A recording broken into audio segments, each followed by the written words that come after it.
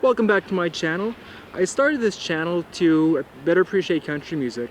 I'm going through the top 100 country hits of all time. And so that has brought us to the 26th spot. And the 26th spot is the Dixie Chicks, as they were known back then, with Goodbye Earl. Now, this song is about an abused woman and her girlfriend who plot the death of the abuser, Earl. They poison him and they kill him and get away with murder. Now this song, although the first part of it I like, that they decry domestic abuse, the second part is them celebrating that they got away with killing Earl. This song actually reminds me, a few years ago I worked a show with a 4-day dance festival, and on one of the nights a 10-year-old girl was doing a theatrical piece. She stood on stage and she cried out, die, die, die, die, die. He has to die. And I said to a co-worker that, could you see a 10-year-old boy standing on stage and doing that and saying, die, die, die, she must die? And he agreed with me that there's no way we thought that would happen. So then I posed the question that with the Dixie Chicks song, if you reverse the genders and made it a male performer, would that be a hit song? Would that even be allowed to be released?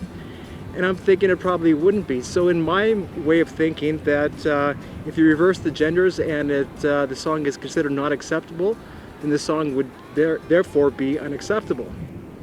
Now, for all you rock and rollers out there, I know what you're going to say, but Guns N' Roses did it a decade prior. And you would be correct, they did do that on their Lies album.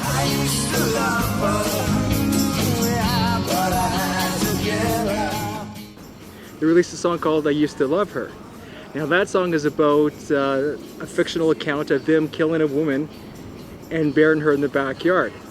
Now on that album, Guns N' Roses said that is purely fictional. And but at the time of the release, I don't remember a lot of backlash on that one. I guess there was a little bit with the Dixie Chicks. Another song that has murder in it, and that song did have a lot of backlash when it came out. Rapper Ice-T in 1992 released Cop Killer as a response to police brutality against black people in Los Angeles. Now, of course, the Dixie Chicks song is purely fictional. Again, the issue that I have is that it's a gleeful account of Earl being dead, and they make no attempts to say that there's any remorse in his death. It's them celebrating getting away with it. Now, the most outrageous example I can think of murder in the song is not a fictional account of murder itself, but a singer calling for murder. Now that would be off Offspring's debut album. They have a song called Kill the President. At the end of the song they say, kill the president now. So that would be considered a call to action.